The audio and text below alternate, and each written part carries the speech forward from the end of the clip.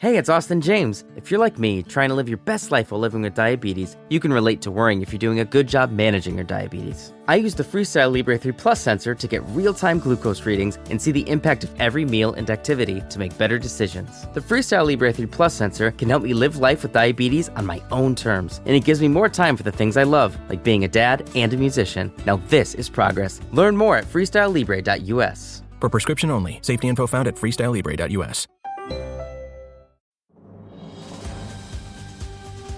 This episode brought to you by Progressive Insurance. Do you ever find yourself playing the budgeting game? Shifting a little money here, a little there, and hoping it all works out? Well, with the Name Your Price tool from Progressive, you can get a better budgeter and potentially lower your insurance bill too. You tell Progressive what you want to pay for car insurance, and they'll help find you options within your budget. Try it today at Progressive.com. Progressive Casualty Insurance Company and Affiliates. Price and coverage match limited by state law. Not available in all states. Motherhood. 1 minute, you're mom of the year. I love you, Mommy. Then the next, not so much. From bath time to bullying, from potty training to puberty, parenting is full of challenges. But one thing is for certain, you are not alone. Welcome to Modern Mom Probs. I'm your host, author, mother, parenting expert, Tara Clark. Join me while we tackle today's modern mom problems. Hey there, welcome back to another episode of Modern Mom Probs. I'm your girl, Tara. Today, we're going to be talking about financial literacy. That is such an important modern mom problem because I know a lot of parents that didn't have great financial modeling when they were kids. And so we're hoping to try to change all of that. I am joined by Emily Holthaus. She's the founder of Raising Little Millionaires. Emily and I are going to be talking about all the things financial literacy, how to do proper financial modeling, how we can lead by example. When is the right time to start investing for our kids? When is the right time to have these kinds of conversations with our kids? So I am so glad that you're here today to listen in on our conversation. Emily, welcome to the show. Thanks. Thank you so much for having me. So we're going to talk about financial literacy and all of the things. But before we dive into that, just tell us a little bit about yourself. Sure. So I'm the founder of Raising Little Millionaires, which is a community of like-minded parents who are raising money smart and money confident kids. But my background is actually in education. So I have a master's in education. I have over a decade of experience in education to and through running curriculum for a large network of schools and spent a lot of years writing personal finance curriculum across kind of the entire K-12 spectrum. So, really the impetus for Raising Little Millionaires was that I became a mom and did a lot of reflection at that point because, I didn't learn a lot about money growing up, and I really paid for that well into my 30s. I think I had wonderful parents who are very well-meaning and were wonderful parents. I had a lovely childhood, but they weren't as great with money themselves. And, back in the 80s, like this stuff just wasn't, pre-internet. This wasn't really talked about as much. And, I left college with $123 and a bunch of student loan debt to my name. And then I moved to a big city and I had a lot of fun and I racked up a lot of consumer debt in my early 20s. And so in my mid 20s, I really had to do a lot of unlearning and relearning about personal finance and about how to manage my own money. And that included unlearning a lot of habits that I had formed that I can track all the way back to my childhood. So, I did the hard work. I pulled myself out of debt. I got myself back on the path toward financial independence. And so when I had kids, I wanted a different money story for them. Because my biggest kind of North Star as a mom is that I wanted my children to live a choice-filled life. And so I looked around, I scoured the personal finance community for how do I raise my kids to be good at money. And I didn't find a lot of what I was looking for. I found a lot of great sort of technical advice around account structures and how I could grow a pot of money to hand to my kids. That wasn't really my goal though. My goal was that if my kids left my house with nothing to their name, which they won't, but if they did, they would be able to go out into the world and, navigate this big topic of money and be able to get and achieve the things that they wanted the most. And so I couldn't find it. So I made it. So you created it. Yeah. I love that. Thank you for sharing that story. There were so many things that you said that really registered with me. And in the 80s, you're right. People did not speak about financial literacy the way that we speak about it now. I have to give my mom a lot of credit because growing up, I grew up with divorced parents. My parents divorced when I was 2. I lived primarily with my mom, and she worked in the restaurant business and made cash. She earned cash, right? And her biggest thing was she was always very anti-credit. She had credit cards. She never used them. If she used them, she would pay them off in full. So she had this fear of credit and debt. And she instilled that in me from a very early age where she was like, don't use credit cards, pay everything in cash, like don't leverage any of that kind of stuff. And then even when I went to college, this sounds wild, but I'll still share this story. I went to college. She paid for my college cash by working like 120 plus hours a week. She was even doing scratch off tickets to try to like earn extra money. And I graduated school with no debt because she had this like absolute fear of debt for herself and debt for me. And so I'm so grateful for her like scratching and clawing the way that she did in order to give me a leg up when I graduated school. And then like after I graduated school, I realized like, you can use credit cards. You can just pay them off when you have the money. Like sometimes credit cards make sense and sometimes you can make money in as much as like sometimes there's like cashback programs. Like there's different ways that you can use credit cards. Like she just had this absolute fear. It's like never touch them, never use them. They're the devil. Stay away from them.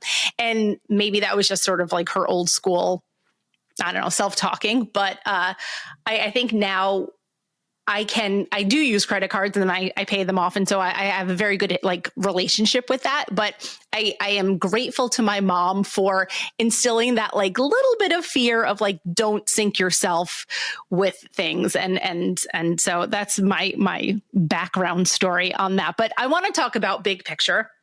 I want to talk about why it's important to teach kids early on so that they don't either A, have an absolute fear of credit to the point where they're never going to establish a line of credit, or B, where they think that they can just simply rely on credit, right? So like, why are we teaching kids this from an early age? Yeah. So I think about that, the answer to that question in 2 layers. The first is like the statistics, kind of the global statistics for why this is important. And the second is just more of a thought. But 3 statistics that really kind of guided my deep belief in this from the beginning is that 80% of millionaires are self-made. And so that means that 80% of people whose net worth exceeds $1 million did not inherit that wealth. They built it.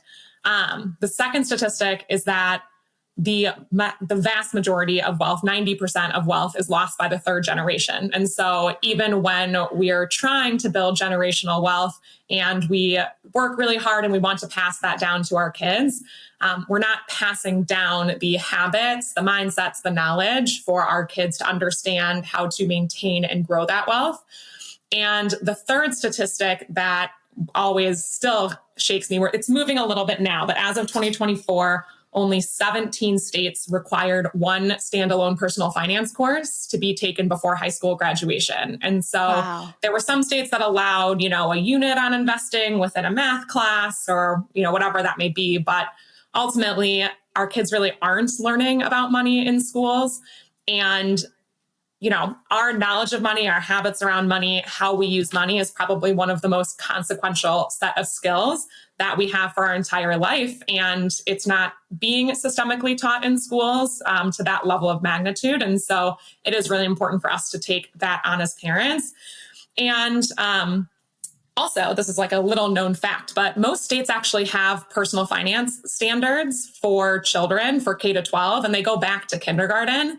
It's just that they're not necessarily always implemented, but we do have them. And so actually, all of our course materials were the kind of entry point for creating all of that was actually around the state of Illinois state standards for K to 12 personal finance. So they are aligned. All of our content is aligned to that, but it's just done we talk about this more about how do we do this at home.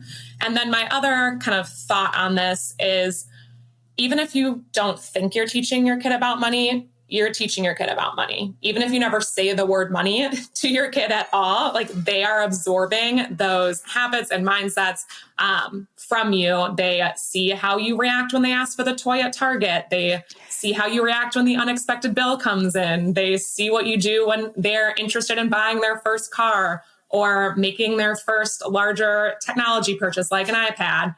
And so your kids are absorbing all of these messages around money, whether you mean to or not. So you might as well try to figure out how to do it better.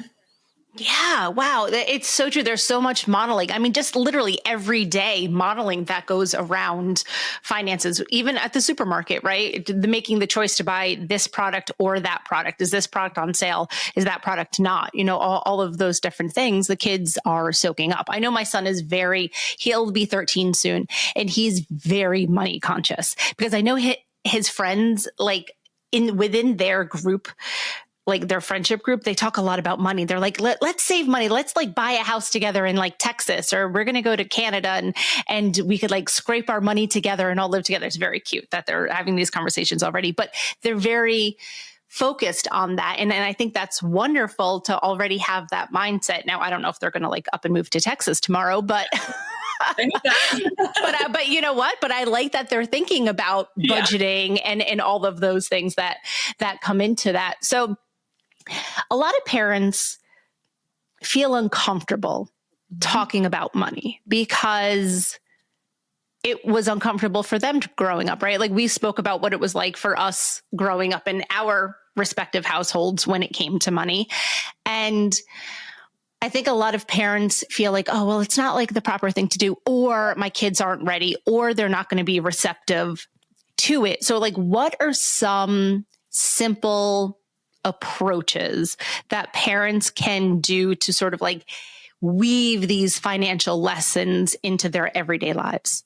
Yeah, I think we have so much emotion that we wrap around money. There's so much fear and shame and anxiety that goes into money. I always say that people either fall into one of two money personalities, the spender or the saver, and they come from a lot of different places, but everybody leans in one way or like in one direction or the other. They either, lean toward spending the money that they have without as much thought as we would maybe like to put around it, or they lean toward hoarding their money and having a lot of kind of fear wrapped up in it.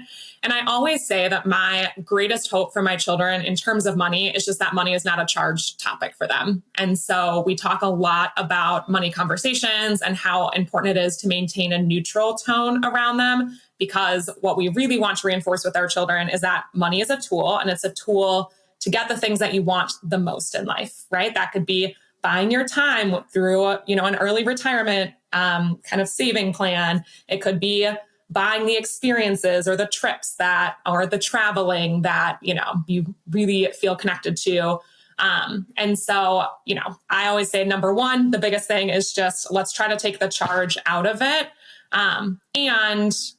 I think it's a lot simpler. And we try to make it a lot simpler than a lot of people think, because at the end of the day, you don't have to be a financial expert. You don't need to go around and really help your child time the market and pick the best stocks ever and make the greatest return on the history. You just need to be able to teach your kid to have a high yield savings account, to save and invest regularly, and to do some basic budgeting before they get out on their own. And I think the other piece of that question that I don't want to get lost is not only why should we talk to our kids about money, but why should we talk to our kids about money early? And the kind of developmental psychology and the learning science right behind this is that a lot of your habits, those gut reactions that you have to things, right? That impulse of what the right thing to do is, a lot of those habits are formed in people, in humans, by the age of 7. There's actually a huge kind of term in developmental psychology called the 5 to 7 shift, because there is just so much development in a child's brain within those years. I'm sure you, as a mom with a kid older than 7, look back and are like, wow, they changed so much. Oh yeah, night and day. Yeah. That time frame. And so, if we really want our kids to have like strong habits and strong kind of understandings around money, it's going to start with us setting that neutral tone and setting just some very basic things about how we approach money in them, even as young as 7. But don't fret if your kids are over 7. You can still do work to shift habits. We can shift our habits over time. I certainly did. So I just don't want that kind of piece to get lost there. And like I said, states have standards all the way back to kindergarten. My background's in early childhood education, birth through grade 3.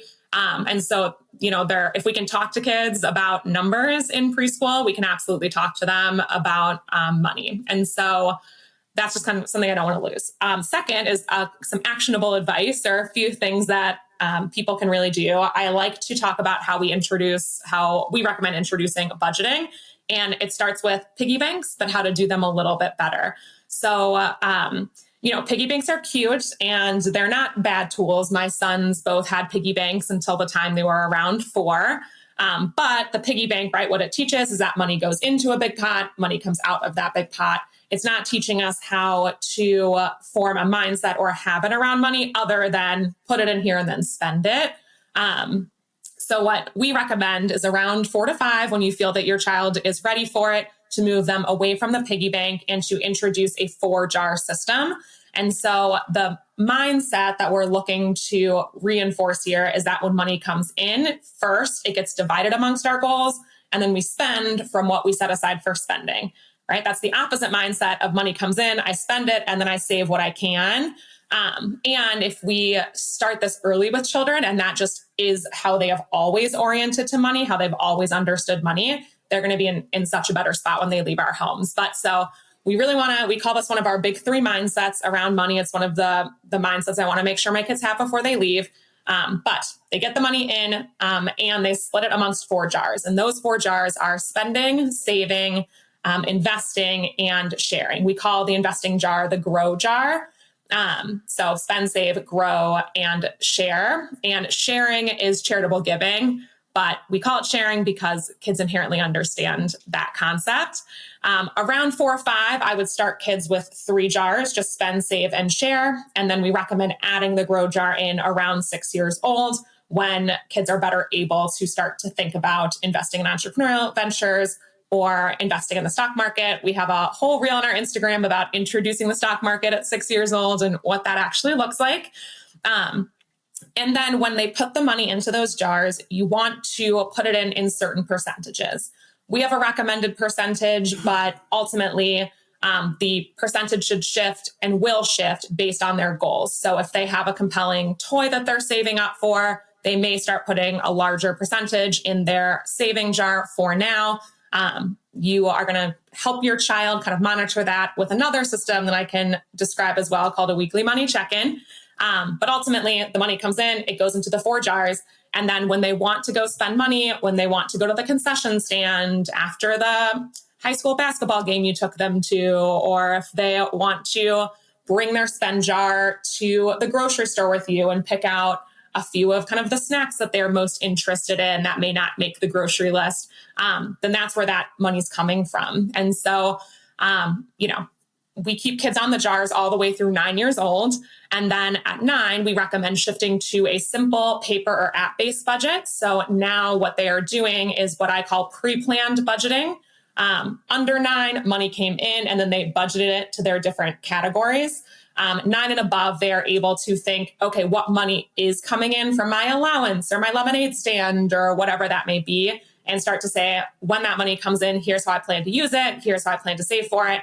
And then as kids get into those teen years, 13 plus, we can use the same paper or app-based budgeting system, but this is a great time to start adding in more detailed line items like transportation, food, and just having them start prepping for putting money into specific buckets for longer term goals. And so, I mean, if all of us had 15 years of experience with budgeting and splitting our money up before we spent it and then spending it with intention, like how much better off would we all be? That's what I was just thinking. I was like, I'm 40 years old and I still want to do that. Yeah.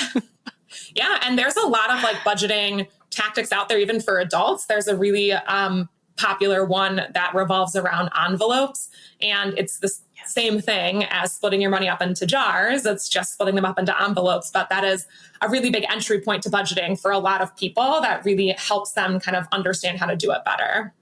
Yeah, I've seen that online, the budgeting with the envelopes, except I never deal with cash. And I think that's probably the hardest thing because all of my money is like electronic. It's all out there in the nether. So that makes it a little bit challenging. Can you speak to, I know you have a reel about introducing the stock market. Can you just speak to that a little bit? Yeah. So we do advocate kids can understand the idea of their money growing as young as 6. So I always say sometime between 6 to 8 years old, once again, when you feel that your child's ready for it, you can do some very basic introduction to investing. I recommend starting with having them just pick one single stock and picking a stock that they have a high brand recognition for. That could be a Disney or a Lego or a Nike or whatever that may be. And just having them put some money from their grow jar, kind of buy a little bit of that stock. And why I say that it doesn't matter what stock they pick, it's because this right now is about learning and understanding. It's not about profit or their money growing. They're going to learn just as much from this, even if they lose money on it, on whatever their pick was. And so by, a piece of that company, and you are explaining 2 things to your child. First is that they own a piece of that company now. And the second is that the value of that investment can go up or down every single day based on either how the company's performing or how people think that the company is going to perform. And from there, it's just them looking at it every single day. We have a downloadable template that's like a little tracker they can use, and they just see it go up and down every single day. And they're really kind of building that understanding that that's kind of how it works. The sneaky part that you're doing here also is helping them develop emotional regulation around investing. And so that's once again why the tone here should be very learning focused and very neutral, because you don't want them to be like, oh, that went down, like they made a huge mistake or something is wrong. Investing has its ups and downs, and they always say time in the market beats timing the market. And so the more that we can help kids really develop emotional regulation around investing and be able to step back and make thoughtful choices as they understand investing more, that's always going to be better. And then as kids get older, around 9 to 12, we recommend introducing them to other types of investing products like index funds, ETFs, mutual funds, et cetera. And as they get to be a bit older, there's some activities that we have around kids even drawing up their own investment thesis and deciding what it is that they want to invest in. But I do always caution here, a big rule that we apply with my kids investing is the 80-20 rule. I think most high schoolers will talk about crypto at some point in time, and they're very interested in speculative investments. And I'm not against speculative investments. I know a lot of people who made a lot of money off crypto.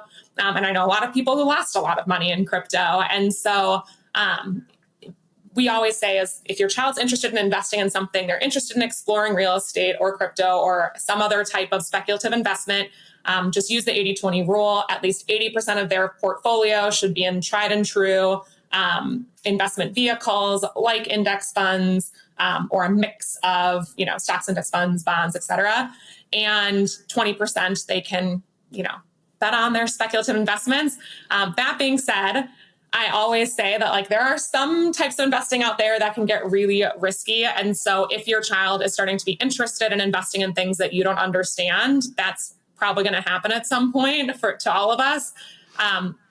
That's a great time to reach out to kind of local area community groups, find someone who works in finance who'd be willing to mentor your child a little bit to give them some more guidance that you may not feel equipped to. But this is a great opportunity for you to learn alongside your kid as well. So. Yeah, no, this is such fantastic advice, Emily. When you were talking about the emotional regulation, it made me chuckle because I know full grown adults who at a time where maybe they didn't do well in a market or they had a particular stock that crashed, they pulled everything out of the market and they're like, that's it. I don't want to be involved in the market at all. And it's like, that wasn't the right choice. So if you could teach your child young that sometimes that's how the market goes, then that's like a lifelong lesson. Yeah, definitely. And ultimately, once again, my goal is that money isn't a charged thing for my children. They're going to make mistakes with money, and that's okay. We've all made mistakes with money, as long as they can really regulate emotionally around it and make thoughtful and intentional choices that are kind of driven by their values and driven by the, goals that they have set out for themselves. Then like the kids are going to be all right, Mm-hmm. Yeah, absolutely. My husband sat down with my son at one point and said, okay, let's pick some stocks. Which companies do you like? What are you interested in? And I think he said like Nintendo and Roblox, and maybe there was Tesla was the other one too. Those were like, I think the three big ones that he wanted to do. And they invested money, and his Roblox like did bananas. Like, I think it's still doing really well. And then at one point, Jack's my son. Jack was like, oh, I don't know, Dad. I think maybe you should like pull out some of the Roblox because it's been in the news lately. They've been having some issues. And he was even like keeping abreast of like company information. And I was like, good for you, buddy. Like, he really had his finger on the pulse. And he did pull out some of the money, but the stock just kept going up from there, even at that point too. But it's fun when the children feel, no pun intended, invested in what the companies are doing about, whether it's profits or different news or different things like that. So it's very cool. It's fun for them. Yeah, I agree. And I think it's fun and it's exciting because it's gamified for kids in so many different ways. Something else that I think is really important, especially as kids get older and that kind of 13 plus age range, when they have a lot going on in terms of their identity and their social development. We have an activity that we talk about a lot. We have printables and everything for it for parents to do. And it's called Developing a Personal Money Mission Statement, because I think in addition to being able to have the knowledge of how, money actually works and how to use it as a tool to get, different outcomes, there's also paired with that a really important piece of developing clear values around money and ensuring that your choices are aligned to those values. And so, especially as kids get older, you can start kind of a simple one with 9 to 12-year-olds, but the teen years, 13 plus, this is a perfect time to really kind of go all in there, because they are asking themselves every single day, who am I? Whether they're saying it out loud or not. That's a very big time kind of for that piece of their development. And so it's a very simple activity. Start by having them, pull out a number of different just value words that they associate with money, and chat with them a lot about what, if they had all the money in the world, what would they want to do with it? If they had no money, like, how would that feel? And what would they, how would they want to live their life? And just really kind of help them sort of shape and form what it is that matters the most to them with money and what they want money to do for them throughout the course of their lives, and help boil that down into a 1-sentence statement. And then, I'm a teacher at heart. I believe in posting things everywhere. Like, I would post that money mission statement in their bedroom. I'd have them put it on the background of their phone if they want, however into it they get, and revisit that money mission statement regularly whenever they're deciding what accounts they want to fund, what things they want to save for. If one of their goals is shifting, make sure you stop, revisit that personal money mission statement, and have them kind of take that pause and ask, does this choice that they're making align with their values and their goals? Or should they shift the money mission statement because they're realizing in this exploration that what they thought they valued the most, they don't? And having kids really think about how their values align with their spending can start earlier than their ability to draw out that mission statement. We are helping kids make values aligned choices every single time that they ask us for something at Target. And we say, okay, sure, that looks fun. Let's go home and check your spending jar and see if you have enough. And if you don't, you can decide if you want to save for it. And then having them have that conversation. I always say, once again, teacher at heart, post a picture of what they're saving for. So they have to physically change the picture if they want to make that choice. It just makes it very concrete for them. But that is still teaching values aligned spending, even though you're not talking about my value is freedom or my value is investing in things that I believe in, or whatever. You are still practicing with them, taking the pause, checking in on kind of their goals and how they want to use their money and what matters the most to them. And then, making choices from that. And so that also is very important when we talk about or think about things like peer pressure, because your kids are being sold to every day. They open up TikTok and every influencer selling them something, right? At some point in time, there's marketing everywhere. And marketing is just getting smarter and getting better at looking not like marketing. And so, your kids are seeing things like that all of the time. They're going to school, they're experiencing peer pressure. They're starting, to understand the differences between what other people have and what they have. And so really anchoring in that values aligned spending and really, especially as they get older, developing that money mission statement gives you a powerful anchor to have those conversations with them. Like, sure, you're really interested in this thing.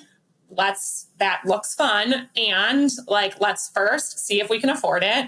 And then 2, check in on our values. And does that align to our values? Is that the highest and best use of our money to kind of get to the things that we said we wanted the most? And, then let them make the choice. But at least they have developed that habit of both checking in with their values and what they want their money to do for them. And, checking on if they actually have the money, how, buying the coolest new shoes is going to impact the goal that they have for early retirement down the road, or whatever that may be. And just being able to kind of build in that emotional regulation, that pause helps our children learn to spend with intention and not with impulse. And that's probably one of the most powerful habits that someone can form in terms of their financial life. Oh, yeah, for sure. Whether you're 9 years old or whether you're 39 years old, that comes in handy across the board. Question for you on this one. Allowances. Yes, allowances, no allowances. What do you think? Yeah, I'm a big proponent of allowances, and we actually put out 3 kind of types of allowances. And in my opinion, I truly don't actually care which type of those 3 that people choose. I think you need to choose the type of allowance that matches your own personal values as a family with money and that matches your resources. So how much money you actually want your child to be able to earn within your home. So the 3 main allowance types that we kind of put out as our framework, there is an unconditional allowance, a responsibility-based allowance, and a hybrid allowance. The unconditional allowance is an allowance type where a lot of us are familiar with. You get your $5 a week or your $10 a week unconditionally. It's not tied to anything else. It's just your weekly allowance. You get it, and it's yours.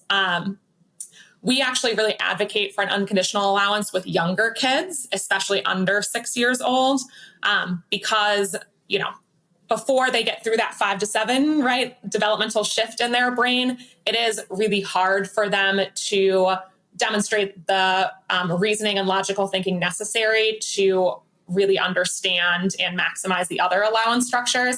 And the unconditional allowance is powerful for 2 other reasons. The first is that it gives kids consistent practice with money management. You can't get good at managing money if you don't do it. And so they have a, weekly opportunity to do that. And the second, some people choose to use unconditional allowances with older kids because it's the easiest. So, a lot of times the easiest one is the one that we actually stick to. And the one that we actually stick to is going to be the one that works best.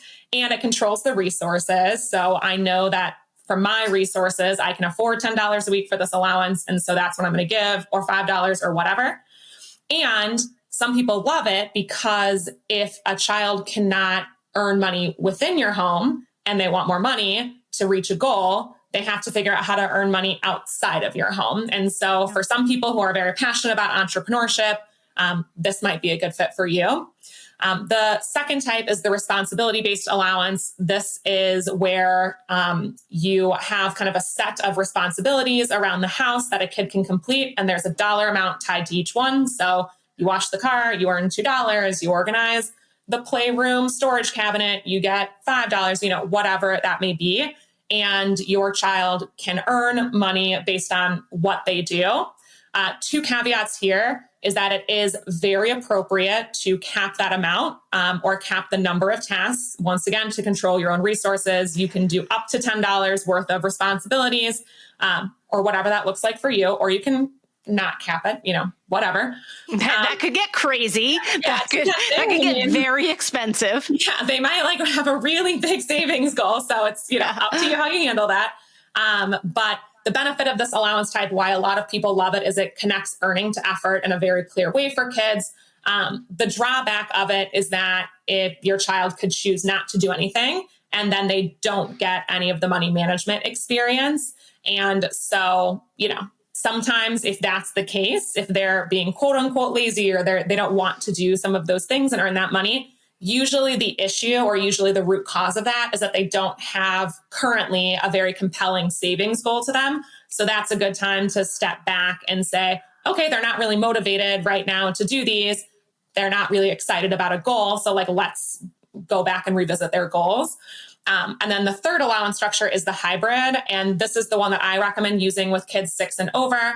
And it combines what I believe is the best of both worlds. Your kid gets a base allowance of, let's say, $5. They get that no matter what, week over week. And then there are responsibilities that they can choose to earn, more money around to get toward their goals, up to a certain cap, or however you want to approach it.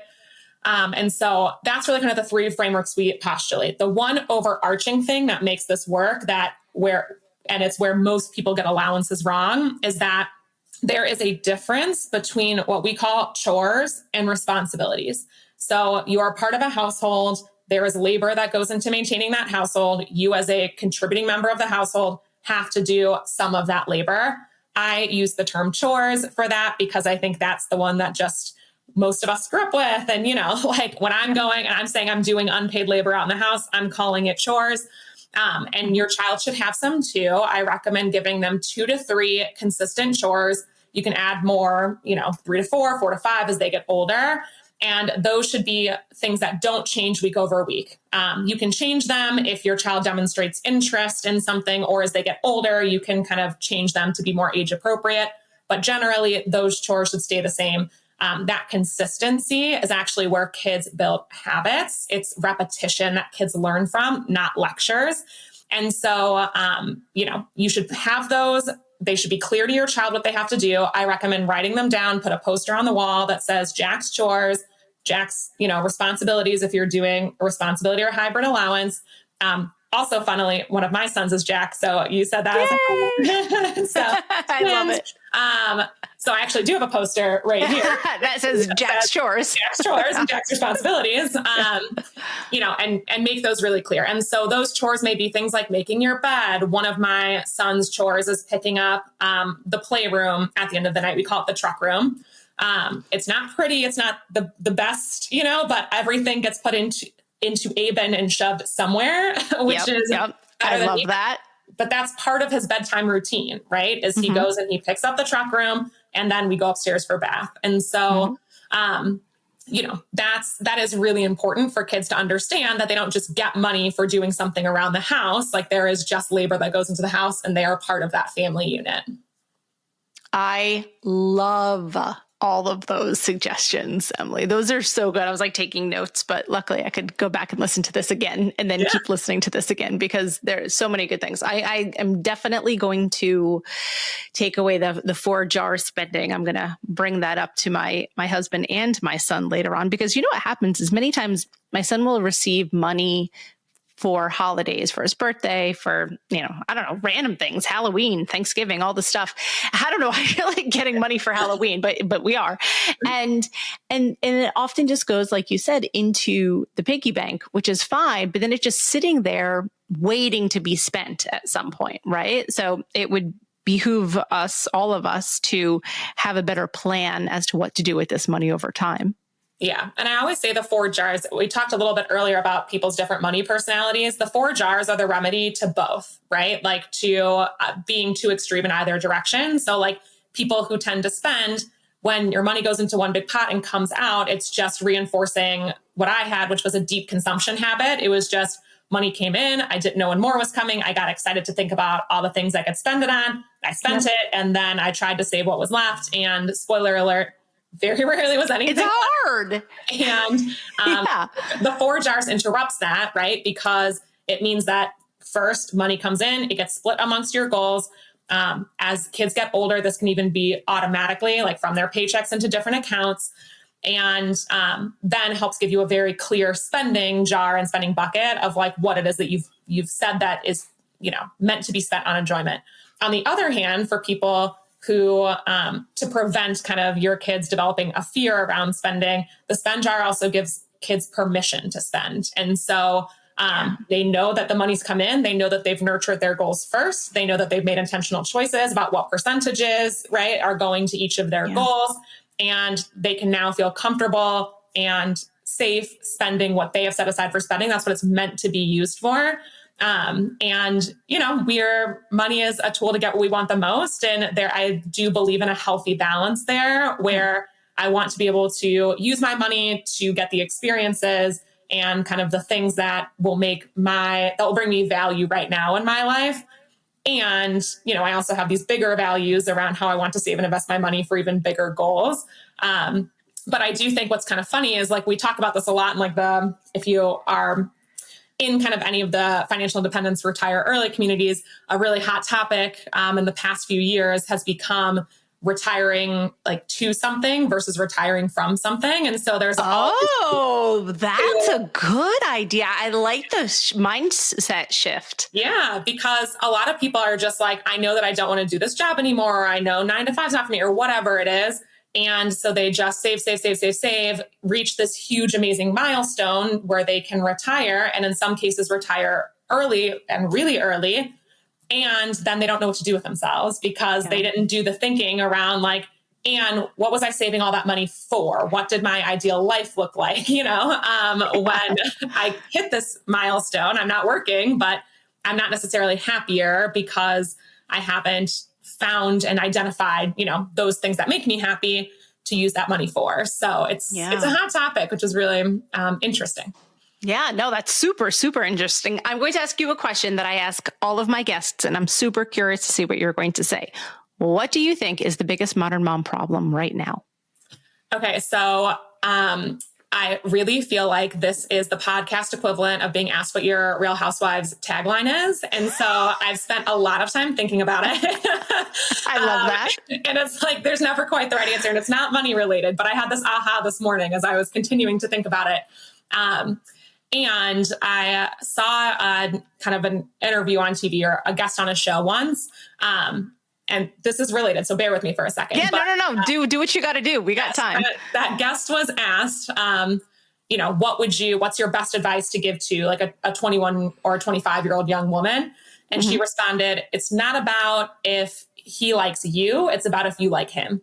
And I was like, yes, like that hits. So anyway, my modern mom prob that I think is that, because I've seen this a lot more as I've kind of gone into the journey of motherhood, is I think that we spend so much time chasing belonging that we don't find belonging. And that's a good one. Yeah. I mean, I think especially with the internet and social media and like you see every girls trip everyone you ever know goes on, and you see every like experience or new thing or like football games that the kids are playing and, whatever.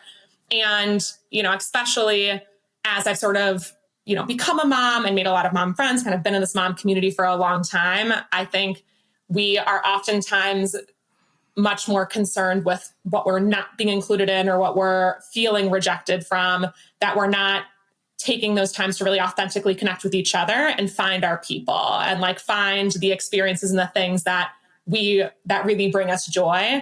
We are just oftentimes like so focused on, well, why wasn't I invited to that? Or why why am I not doing that in my life? And it's really, I think, becoming a hindrance for us to be able to really find those things. Because at the end of the day, like that looks like a super fun girls trip that I just watched on Instagram. And like, do I actually want to like sit around with, like, would it bring me that much? Like, do I connect with those specific 4 women, 5 women, 6 women in such a clear way, right? That,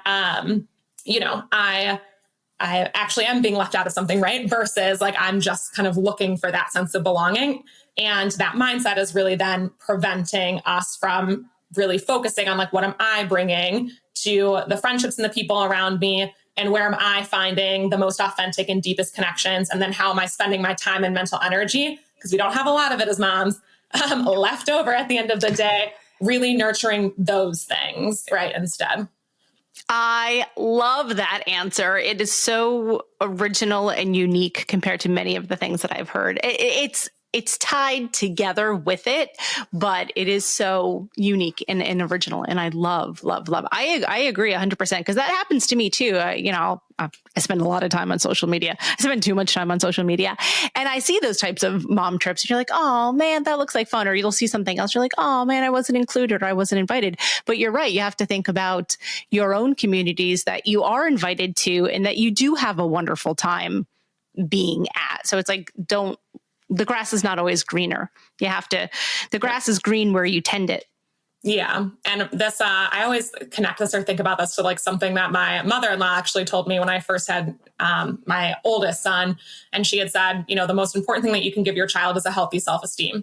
And I thought that was such like an interesting and original take on like what we want to give our children. And it's also so true. Like when we really look at the root cause of like a lot of the challenges that our kids experience, like self-esteem sits squarely in there, and your child's self-esteem really is kind of their guardrails or their bubble, right? That will help kind of protect them as they navigate through what, are going to be a lot of hard things that are going to come their way in life. And I think that's not less true for us as moms. I think we go through a huge identity shift as we become mothers, and my self-esteem took a huge hit. My body changed 100%. My lifestyle changed 100%. My personality has like changed in a lot of ways, like in very dramatic ways. And you really are like coming out of having children. You are really a whole brand new person. And part of finding yourself in that is also finding a sense of self-esteem and comfort, right? With the new version of you that kind of exists in this new era of your life.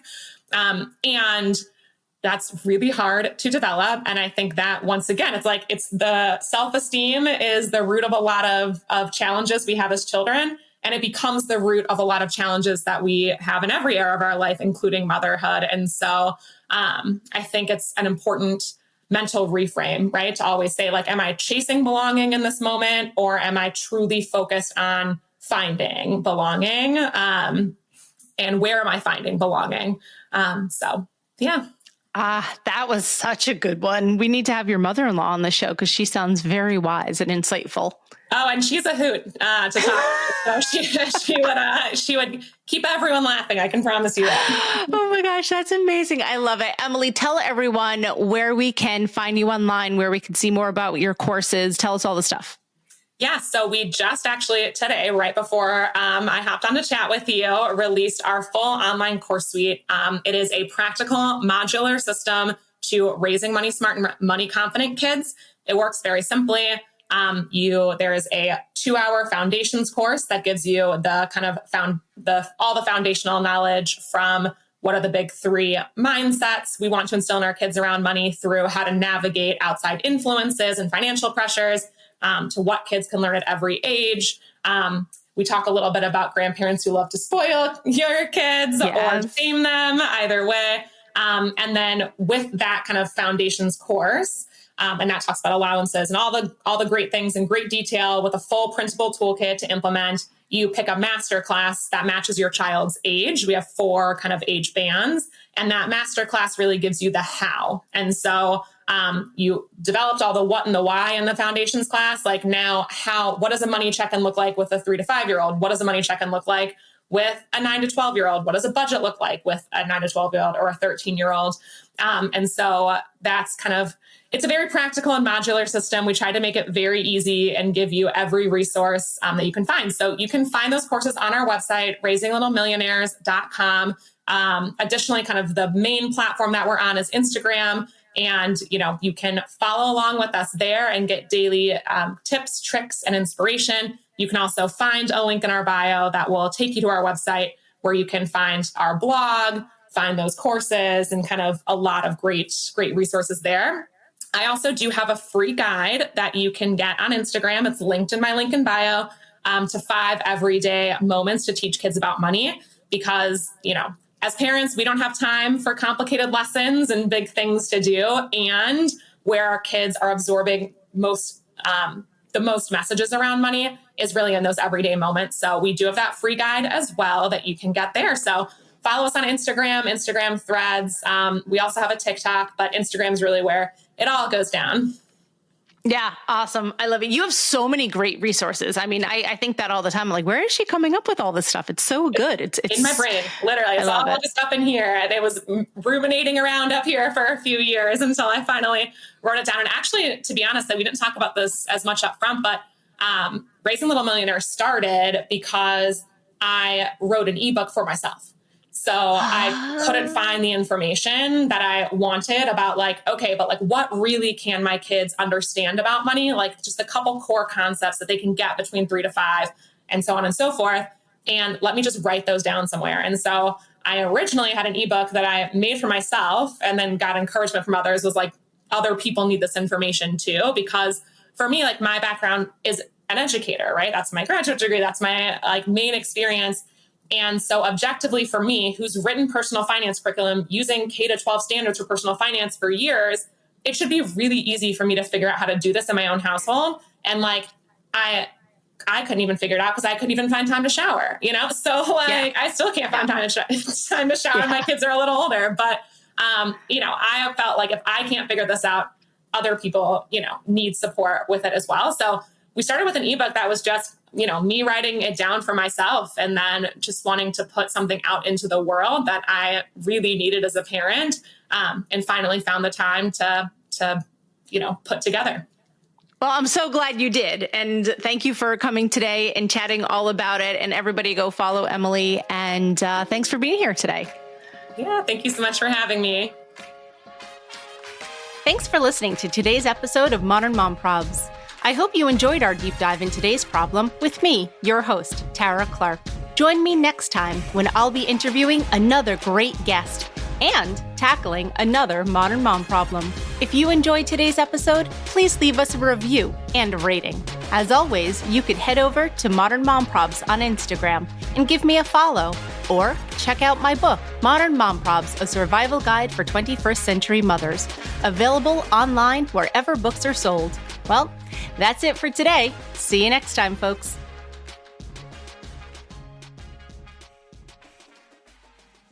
Hey, it's Austin James. If you're like me, trying to live your best life while living with diabetes, you can relate to worrying if you're doing a good job managing your diabetes. I use the Freestyle Libre 3 Plus sensor to get real-time glucose readings and see the impact of every meal and activity to make better decisions. The Freestyle Libre 3 Plus sensor can help me live life with diabetes on my own terms, and it gives me more time for the things I love, like being a dad and a musician. Now this is progress. Learn more at freestylelibre.us. For prescription only. Safety info found at freestylelibre.us.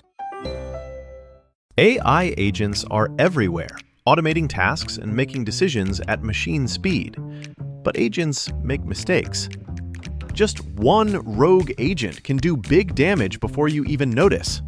Rubrik Agent Cloud is the only platform that helps you monitor agents, set guardrails, and rewind mistakes, so you can unleash agents, not risk. Accelerate your AI transformation at Rubrik.com. That's RUBRIK.com.